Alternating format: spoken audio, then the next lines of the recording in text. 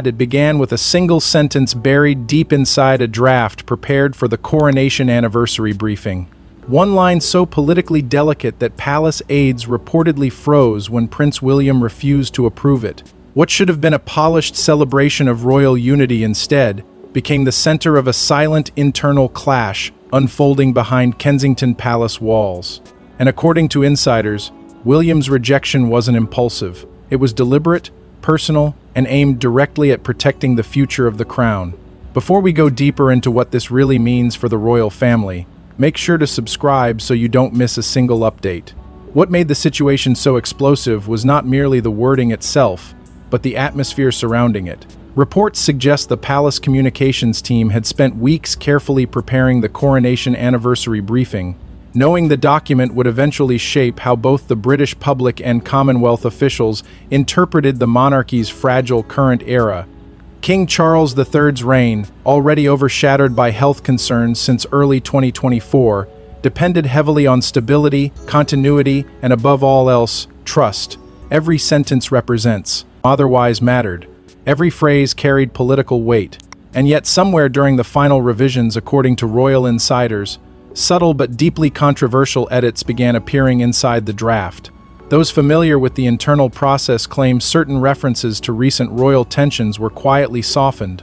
Phrases that allegedly acknowledged institutional strain were rewritten into language described as carefully diplomatic. Other passages reportedly avoided direct acknowledgement of fractures that had dominated headlines for months. At first, aides are said to have assumed the edits were routine. Palace briefings are often adjusted repeatedly before approval. But insiders whisper that this situation felt different almost immediately. The revisions were unusually sensitive. The pressure inside Kensington Palace reportedly intensified by the hour, and then Prince William saw the final version. According to multiple reports circulating among royal correspondents, the future king rejected several rewritten passages almost instantly, not because they were inaccurate in the technical sense, but because he allegedly believed they distorted reality. One insider would later describe, the atmosphere inside the meeting room as icy and unusually tense, with senior aides. Suddenly realizing the disagreement had become far more serious than a communications dispute. William, sources claim, insisted on what he called absolute historical accuracy, a phrase that has since echoed through royal commentary circles with remarkable force. It was not simply about protecting optics anymore. It was about controlling the narrative of an institution already standing on unstable ground. And while the discussions reportedly grew sharper behind closed doors, Princess Catherine remained strikingly quiet throughout much of the internal deliberations. That silence, according to palace observers, only deepened the unease. Catherine has long been viewed as one of the monarchy's most disciplined and measured figures, rarely allowing emotion to shape public perception.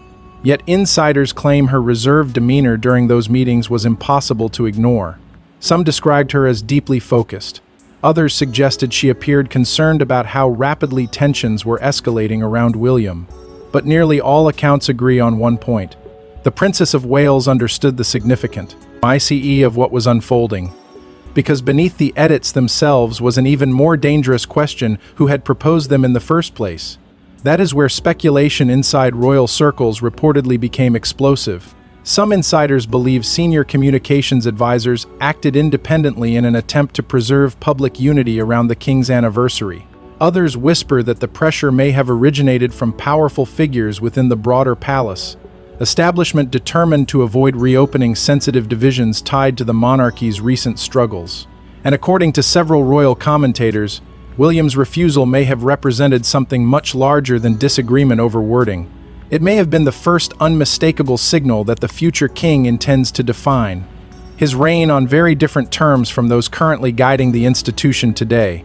But the rejected edits were only the surface of a much deeper struggle, one tied to legacy, loyalty, and a monarchy fighting to control its own narrative. The anniversary of King Charles III's coronation was supposed to symbolize stability after years of royal turbulence. Instead, insiders now whisper it exposed fractures inside the institution that no balcony appearance could conceal. Behind the ceremonial smiles and carefully staged photographs, competing factions within the palace were allegedly battling over how history itself would remember the reign. For Buckingham Palace, this anniversary carried enormous weight. It was never intended to be just another ceremonial milestone. According to royal commentators, the occasion had been carefully designed as a moment of reassurance for a monarchy navigating one of the most fragile periods in modern royal history.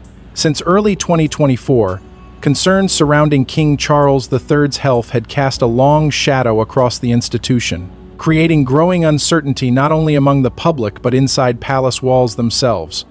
The crown needed continuity. It needed strength. Above all, it needed the image of unity.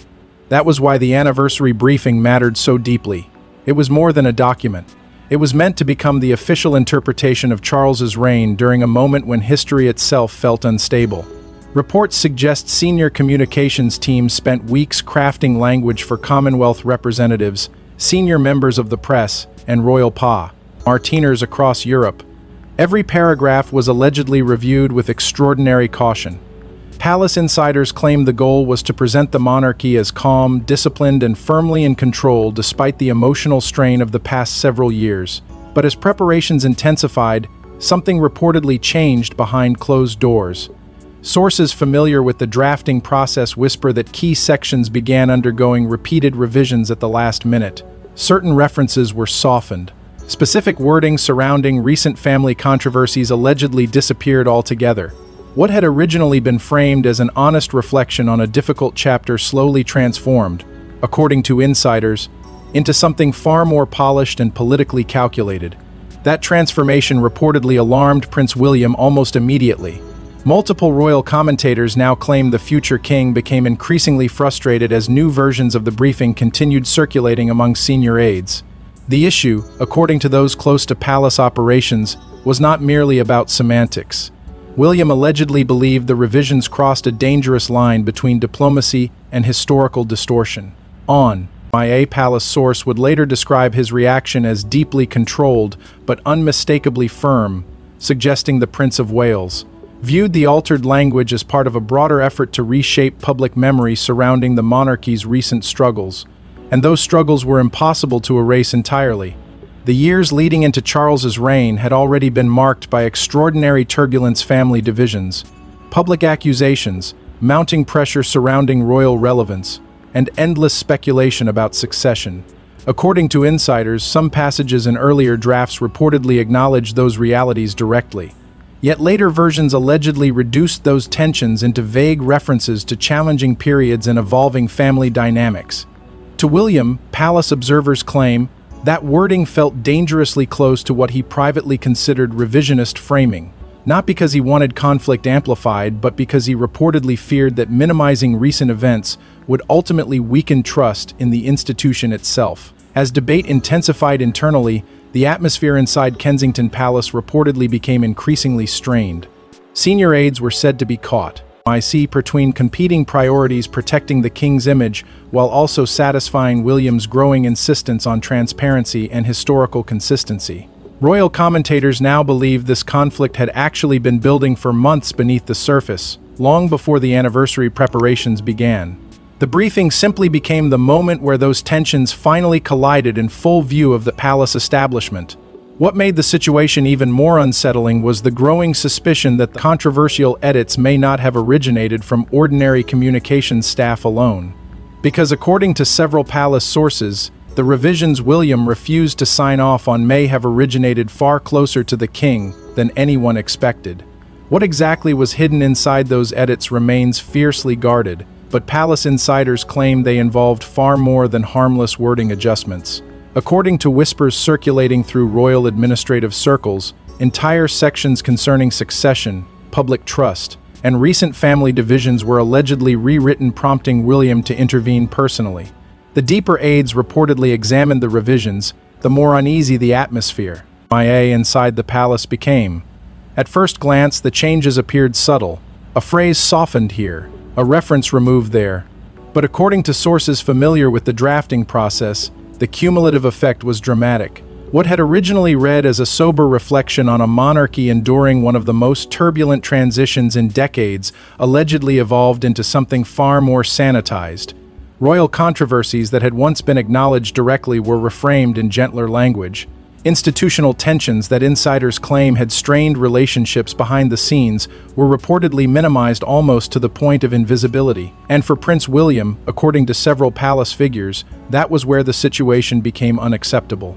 Those close to the Prince of Wales now suggest he viewed the edits as more than a communication strategy. He allegedly saw them as a dangerous precedent. The monarchy, after all, survives on perception, but it also survives on credibility. William reportedly believed that attempting to smooth over recent fractures too aggressively risked creating an image so artificial that it would eventually damage public trust even further. One insider claims, the future king repeatedly questioned why certain events were being reframed so cautiously when the public was already fully aware of the institution's internal struggles. According to whispers from Kensington Palace, he feared the monarchy was drifting toward narrative management rather than honest reflection. A distinction he reportedly considered critical as the crown prepares for an eventual generational transition. That disagreement triggered what insiders now describe as a frantic internal scramble. Communications aides were allegedly forced into emergency late-night revisions as competing palace factions argued over how much transparency was politically survivable. Some advisors reportedly insisted the anniversary should focus solely on continuity and national reassurance, especially while King Charles continued navigating health concerns that had already generated widespread anxiety across Britain and the Commonwealth. Others believed avoiding difficult realities altogether would appear calculated and insincere. By that stage, according to palace sources, the atmosphere had grown deeply divided. Senior staff were no longer debating wording alone. They were debating the identity of the modern monarchy itself. The tension reportedly spread beyond communications teams and into broader royal advisory circles. Historians connected to palace consultation groups allegedly warned against what they privately described as historical dilution, arguing that future generations would inevitably scrutinize how the institution documented this period of instability. Several royal commentators later drew comparisons to earlier moments in royal history, when palace officials were accused of attempting to carefully reshape public memory during times of crisis. From the aftermath of Princess Diana's death to earlier succession anxieties surrounding abdication-era controversies, the Crown has repeatedly faced accusations that image protection sometimes eclipsed transparency. According to insiders, those historical echoes made William even more determined not to allow this anniversary briefing to become another example of selective institutional storytelling. Yet what made the situation truly explosive was the growing realization that the edits may not have emerged from lower-level advisors acting independently. Palace aides reportedly began whispering privately about influence coming from much higher within the royal structure itself. Some believed powerful figures surrounding the king feared reopening wounds that could further destabilize public confidence during an already fragile moment. Others suspected the revisions reflected a broader effort to protect certain relationships and preserve carefully managed alliances inside the palace hierarchy. Whatever the truth may be, one thing became increasingly clear to those caught in the middle of the crisis.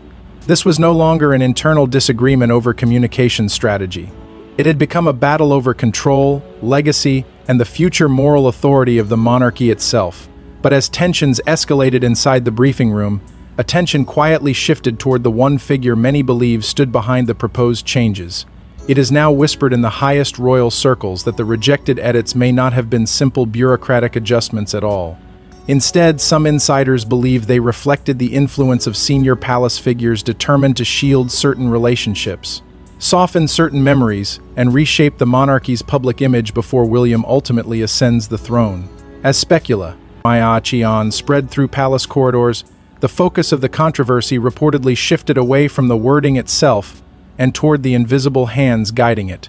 According to sources familiar with internal discussions, senior advisors close to the king had become increasingly concerned about the monarchy's fragile standing with the public following years of relentless turbulence. The institution had already endured accusations of division, emotional detachment, and internal instability. Charles's health struggles only intensified those anxieties. In that atmosphere, insiders claim some palace strategists believed the Coronation Anniversary briefing needed to project calm, at any cost, even if that meant carefully softening painful realities that still lingered beneath the surface. Reports suggest those advisors pushed aggressively for gentler language throughout the document. References to royal tensions were allegedly rewritten into vague diplomatic phrasing. Mentions of institutional strain reportedly became abstract reflections about challenging transitions, and passages that once acknowledged public distrust were, according to palace whispers, gradually diluted until they resembled a ceremonial tribute rather than historical assessment. To some inside Buckingham Palace, those revisions were viewed as necessary damage control during a vulnerable chapter for the crown. But to Prince William, according to multiple royal commentators, they represented something far more dangerous. Sources close to Kensington Palace now claim William believed the strategy carried serious long-term political consequences. The future king reportedly feared the monarchy was drifting into a pattern of protecting itself through selective storytelling rather than confronting reality directly. One insider suggested he privately warned that public trust could not survive if official royal narratives became too disconnected from what people had already witnessed unfold over recent years. The concern was not simply reputational, it was generational. William allegedly understood that once he inherits the throne, every unresolved fracture hidden today could become an even greater burden tomorrow. Amid the growing tension, Princess Catherine reportedly maintained her familiar public neutrality while quietly supporting William behind closed doors. Palace insiders claim she remained deeply aware of how emotionally sensitive the situation had become, especially as pressure mounted around Charles's reign and the future direction of the institution.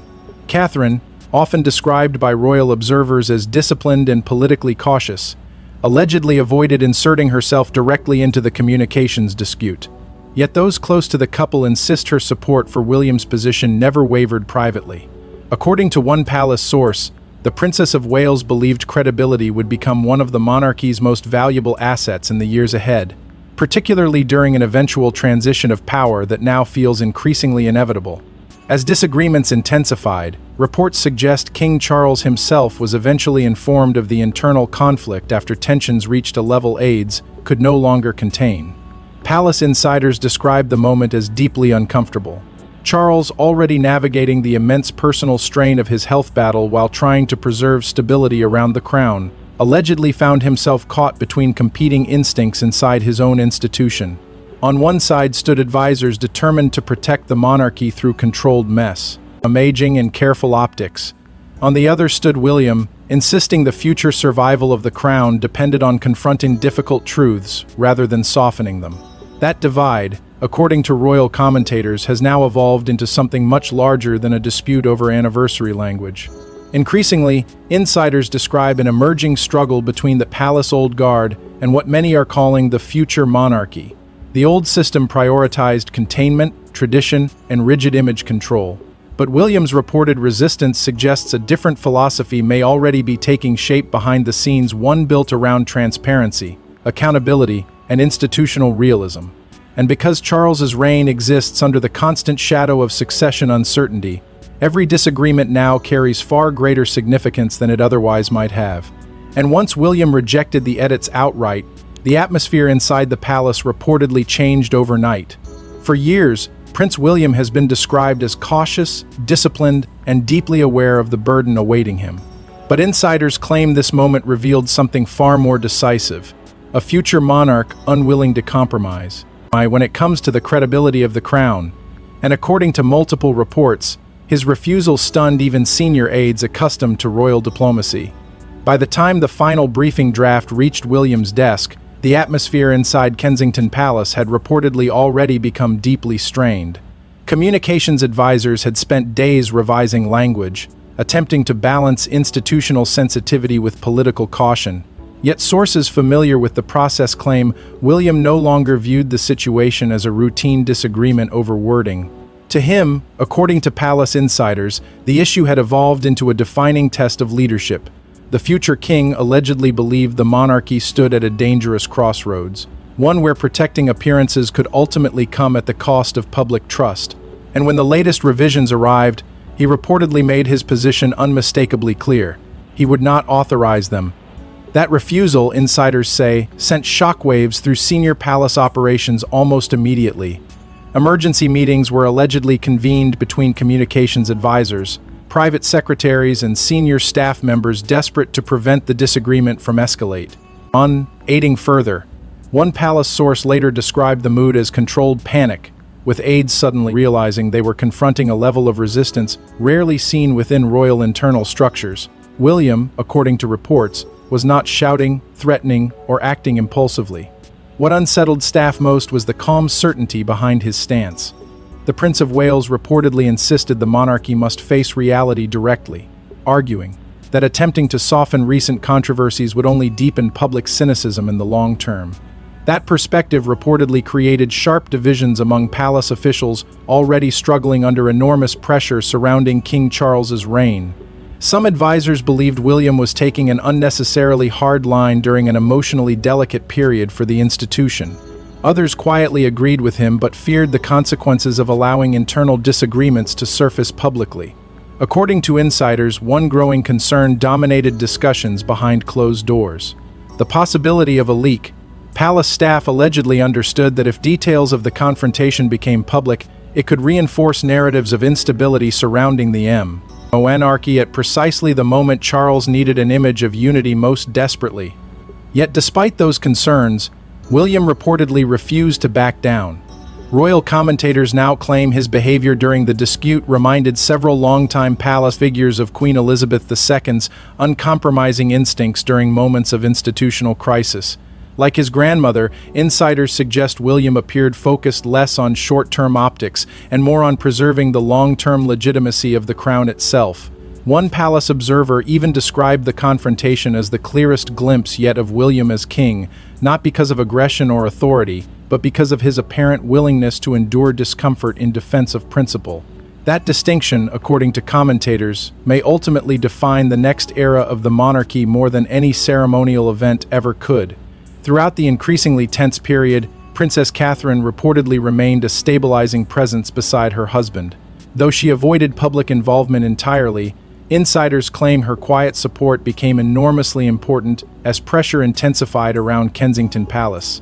Catherine has long understood the emotional why gated carried by the royal institution, but according to sources close to the couple, she also recognized the significance of William's stand. The future queen allegedly believed that trust, once weakened, could not simply be rebuilt through carefully polished statements. It required honesty, even when honesty became politically uncomfortable. Meanwhile, the public saw none of the turmoil unfolding behind the scenes. Anniversary celebrations continued. Official appearances proceeded with their usual precision. Statements emphasizing continuity and national unity were released exactly as planned.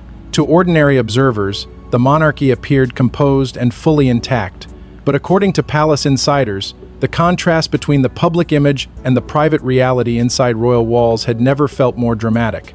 Beneath the carefully managed celebrations, powerful figures were quietly fighting over how the monarchy should confront its future, and whether the institution could survive by controlling the truth rather than confronting it.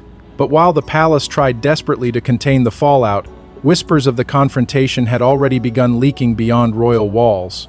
At first, the changes inside the anniversary briefing seemed too minor to matter. But then royal correspondents began noticing strange inconsistencies, carefully omitted phrases, altered timelines, and language that suddenly vanished altogether. And once journalists started asking questions, palace officials reportedly became unusually defensive. The first signs emerged quietly. According to royal media insiders, early background briefings distributed to select correspondents allegedly contained wording that no longer appeared in later official versions released through palace channels. At first, many assumed the discrepancies were routine editorial adjustments. Royal communications are often revised repeatedly before publication. But as more journalists began comparing drafts and internal summaries, a pattern reportedly started to emerge. Certain references connected to recent royal tensions had either been softened dramatically or erased entirely. What unsettled reporters most was not merely the edits themselves, but the speed and secrecy surrounding them. Sources familiar with the process now claim briefing drafts changed multiple times within just a few days, creating growing confusion even among trusted media figures accustomed to palace message management. One royal correspondent allegedly described the situation as unusually chaotic, noting that phrases tied to institutional challenges appeared in one version only to disappear hours later. Other language concerning the monarchy's recent public struggles reportedly shifted so often that journalists began privately questioning whether competing factions inside the palace were fighting for control of the narrative in real time. And once those suspicions took hold, the atmosphere surrounding the anniversary briefing changed completely. Several reporters allegedly contacted palace aides directly, seeking clarification about the inconsistencies. But according to insiders, the responses they received only deepened the intrigue. Statements from officials were reportedly vague, carefully rehearsed, and strikingly guarded. Some aides declined to comment altogether. Others allegedly insisted the revisions were routine procedural adjustments, despite mounting speculation that something far more serious had unfolded behind closed doors. Royal commentators later noted how unusual the palace's communication strategy appeared difficult, by noting that period, normally Buckingham Palace operates with disciplined consistency when handling ceremonial messaging. Yet this time, insiders claim even experienced correspondents sensed visible nervousness beneath the official calm. That growing unease quickly spilled beyond traditional media circles and into public conversation online. Royal forums, commentators, and social media accounts began dissecting every detail connected to the anniversary statements. Why had certain passages changed? Why were references to recent royal divisions suddenly toned down? And most importantly, why had Prince William reportedly intervened so forcefully? According to several royal experts, the answer may lie in the future king's deep concern about reputational damage that could outlast the immediate crisis itself. William allegedly understood that if the monarchy became associated with carefully manipulated historical narratives, the institution could face a level of distrust far more dangerous than temporary controversy. Comparisons to earlier palace communication crises soon followed. Royal historians and veteran commentators began drawing parallels to previous moments when public confidence in the monarchy suffered after attempts to tightly control narratives during periods of emotional turmoil. From the aftermath of Princess Diana's death to controversies surrounding royal interviews and institutional silence during difficult chapters, the palace has repeatedly faced criticism for appearing disconnected from public sentiment. According to insiders, those historical memories reportedly haunted William throughout the anniversary dispute. He allegedly feared the crown risked repeating the same mistakes, prioritizing image management over credibility at a moment when public trust already felt increasingly fragile. As speculation intensified, public fascination only grew stronger. Every leaked detail, every contradictory report, every whispered claim from unnamed palace sources added fresh momentum to the story. What began as quiet questions about altered wording evolved into something far more consequential. A growing belief that a silent struggle for the monarchy's future was unfolding behind the scenes. And the more the palace attempted to contain the controversy, the more attention it attracted from a public already deeply invested in the institution's uncertain direction. Yet beneath the headlines and speculation, the real significance of William's decision may lie in what it signals about the monarchy's future. This was never just about edited words on a briefing document. According to royal insiders, it was about something far larger. Who gets to define the next era of the monarchy? And for many watching closely, William's refusal marked the clearest sign yet that the future king intends to rule very differently from the fragile balancing act of recent years. For decades, the modern monarchy has survived by carefully navigating crisis after crisis through caution, silence, and tightly managed public messaging. That strategy protected the institution during some of its most turbulent moments, but according to royal commentators, it also created a growing distance between the palace and the public it serves. Now, insiders believe Prince William may be attempting to change that approach entirely. His reported resistance to the anniversary briefing revisions was not viewed merely as a disagreement over communications. Increasingly, palace observers are framing it as a declaration, a signal that the future king intends to position himself as the actor of institutional credibility even when doing so risks internal conflict. That shift is reportedly sending quiet shockwaves through royal circles already consumed by uncertainty surrounding the crown's future. King Charles III's ongoing health concerns have intensified discussions about succession in ways palace officials rarely acknowledge publicly.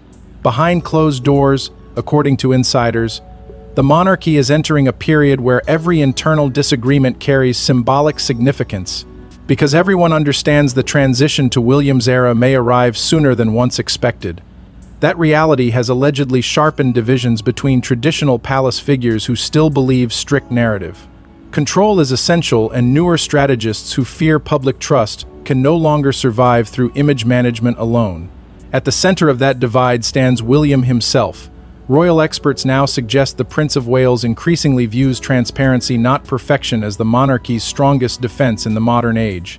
Sources close to palace operations claim he believes public confidence depends less on presenting an illusion of flawless unity and more on demonstrating honesty due difficult moments.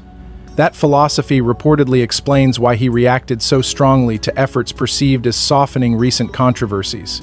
To William, insiders suggest the institution cannot demand trust while simultaneously appearing afraid of uncomfortable truths. And for many watching from both inside and outside the palace, that stance represents a profound departure from the instincts that shaped previous generations of royal crisis management. Alongside him, Catherine has reportedly emerged as an equally important symbol of the monarchy's future stability. Though she remained publicly neutral throughout the anniversary dispute, royal commentators increasingly describe the Princess of Wales as a critical balancing force behind William's evolving vision for the crown. Her disciplined public image, combined with her ability to maintain calm during periods of enormous pressure, helped her navigate the challenges of her role as a high-pressure executive, has strengthened perceptions of the couple as a united future monarchy prepared for far greater responsibilities ahead. Palace insiders claim that during recent months, senior figures across royal operations have quietly begun recalibrating their influence around William and Catherine, recognizing that, the center of institutional gravity may already be shifting toward the next generation. That transition, according to royal historians, is what gives the anniversary controversy its true historical significance. They argue the dispute reflects more than tension surrounding a single document. It represents the collision between two competing philosophies of monarchy itself, one rooted in tradition, secrecy, and rigid control, the other shaped by a growing belief that survival now depends on authenticity, accountability, and emotional credibility with the public. In that sense, William's refusal to approve the edits has become symbolic of broader power transition already unfolding beneath the surface of Charles's reign. And perhaps most striking of all has been the public reaction. As insider reports spread and speculation intensified, many observers appeared to interpret William's stance not as rebellion, but as responsibility. Royal commentators noted growing admiration for his willingness to challenge internal pressure in defense of institutional honesty. For supporters of the monarchy, the episode reinforced the image of a future king preparing carefully for the immense burden awaiting him. Yet for others inside palace walls, it may also have signaled something far more unsettling: the beginning of a monarchy no longer governed by the same rules that once kept every disagreement hidden behind silence. And as the palace struggles to restore calm, one final question continues haunting royal observers everywhere. In the end, the palace released its anniversary statements, the ceremonies continued, and the cameras captured the usual carefully managed images of royal composure. But according to those familiar with what unfolded behind closed doors, the real story was never what appeared in public. It was the refusal itself, a quiet but unmistakable signal that Prince William may already be reshaping the monarchy long before the crown formally reaches his head. Officially, nothing had happened. Buckingham Palace never acknowledged reports of internal disagreements surrounding the anniversary briefing. No spokesperson confirmed the existence of disputed edits. No senior royal advisor publicly addressed the growing speculation surrounding William's intervention. From the outside, the institution maintained the same disciplined silence it has relied upon for generations whenever tension threatened to escape beyond palace walls. Yet according to insiders, that silence carried unusual weight this time. It was not simply institutional caution. It was strategic, and many observers believe William understood exactly what he was doing by refusing to explain himself publicly. Royal commentators now suggest the Prince of Wales allowed the silence to speak on his behalf. He never issued a denial. He never attempted to defend his reported actions. Instead, insiders claim William deliberately stepped back and allowed the story to circulate unanswered, knowing the absence of explanation would only deepen public curiosity. In royal history, silence has often functioned as a shield, but in this case, some believe William used it as something else entirely: a message. a warning that the future monarchy may no longer operate according to the same instincts that governed the past. And within certain palace circles, that realization reportedly changed everything. Sources familiar with royal operations now claim relationships between senior advisors have grown noticeably more cautious since the anniversary dispute became public knowledge. Trust, according to Mayan insiders, shifted quietly but significantly behind closed doors. Figures once confident in their influence allegedly began reassessing where authority inside the institution was truly heading. Because while King Charles remains on the throne, many within the palace reportedly understand that the center of royal power is gradually moving toward William and Catherine. The briefing controversy merely exposed how far that transition may have already progressed beneath the surface. Throughout the turmoil, Catherine reportedly focused almost entirely on preserving stability around her family. Royal insiders claim the Princess of Wales remained deeply protective of William during the height of internal tensions, while also ensuring their children remained shielded from the growing pressure surrounding palace speculation. Observers close to the monarchy increasingly describe Catherine as one of the institution's most stabilizing forces during uncertain moments, someone capable of balancing emotional restraint with quiet resilience. And according to commentators, that role may become even more important in the years ahead as the monarchy continues navigating the difficult path between mighty and inevitable transformation. For King Charles III, however, the situation reportedly carried a far more personal weight. Insiders suggest the monarch found himself trapped between two realities that can no longer be separated. On one side stands the institution he spent decades preparing to lead, an institution built upon tradition, diplomacy, and carefully maintained order. On the other stands the future represented by William, a future increasingly shaped by demands for transparency, accountability, and public trust. Charles, according to Palace Whispers, understands both worlds intimately. Yet the anniversary controversy may have exposed how difficult it has become to reconcile them. Meanwhile, media speculation continues despite official denials and palace silence. Every new report, every unnamed source, every subtle shift in royal messaging continues fueling fascination around what truly happened behind closed doors. But perhaps the most enduring consequence of the confrontation is not the controversy itself.